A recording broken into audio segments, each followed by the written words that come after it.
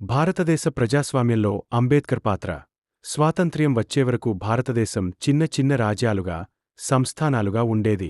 ప్రజాస్వామ్య వ్యవస్థ అనేది మన దేశానికి పూర్తిగా కొత్త వ్యవహారం. ఇక్కడ ప్రజాస్వామ్యం గురించి ఆలోచించిన వారిలో అంబేద్కర్ మొదటివారు కాదు. గతంలోనూ, సమకాలీనులలోనూ చాలా మంది ఉన్నారు.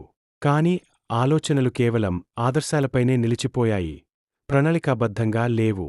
అయితే అంబేద్కర్ చేసిన ప్రతిపాదనలు స్పష్టమైనవి, నిర్మాణాత్మకమైనవి, ఆచరణలో వచ్చే సమస్యలకు పరిష్కారాలను చూపేవి.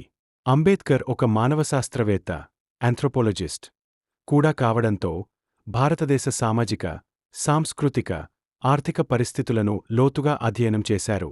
అందువల్ల వాస్తవ పరిస్థితుల ఆధారంగా ఈ దేశంలో ప్రజాస్వామ్యం ఎలా అమలు కావాలో స్పష్టంగా చెప్పారు.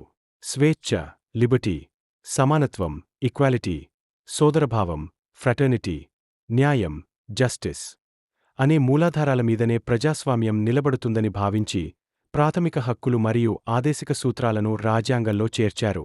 భారతదేశంలో ప్రజాస్వామ్య వ్యవస్థ కొనసాగాలంటే ఏం అవసరం అనే ప్రశ్నకు అంబేద్కర్ ఇచ్చిన సమాధానం ఇలా ఉంది: ఎన్నికల ద్వారా దేశాధ్యక్షుడిని ఎన్నుకుంటే ఆ దేశం గణతంత్రం, రిపబ్లిక్ అవుతుంది. కానీ గణతంత్రం ఉన్న ప్రతి దేశంలో ప్రజాస్వామ్యం నిజంగా అమలవుతుందని అనుకోవడం తప్పు. ప్రజాస్వామ్య విలువలు సమాజంలోని సామాజిక సంబంధాల్లో ఉండాలి. భారత సమాజం వ్యక్తుల ఆధారంగా కాకుండా కులాల ఆధారంగా ఏర్పడింది. కుల వ్యవస్థ ఉన్నచోట నిజమైన సామాజిక సమానత్వం ఉండదు. వ్యక్తులకు స్వతంత్ర ఆలోచనలు ఉండవు, కుల ప్రభావం ఉంటుంది. కొన్ని శక్తివంతమైన కులాల నాయకులు బలహీన వర్గాల ఆలోచనలను డబ్బు, ప్రభావం ద్వారా ప్రభావితం చేయగలరు. ఎవరికి ఓటు వేయాలో కూడా నియంత్రించగలరు. దీంతో వెనుకబడిన వర్గాలకు కీలక రాజకీయ స్థానాల్లో ప్రాతినిధ్యం దక్కదు. ఇది నిజమైన ప్రజాస్వామ్యం కాదు. ఈ సమస్యను తగ్గించడానికి రాజ్యాంగంలో దళితులు మరియు ఆదివాసీలకు సీట్ల రిజర్వేషన్ ఏర్పాటు చేశారు. పార్లమెంటరీ ప్రభుత్వం అంటే వంశపారంపర్య పాలనకు భిన్నంగా ప్రజల ద్వారా ఎన్నుకోబడే ప్రభుత్వం. ప్రజల ఆమోదంతోనే ప్రభుత్వం పనిచేయాలి. ఏ చట్టమూ ప్రజల ప్రతినిధుల ద్వారా మాత్రమే చేయాలి.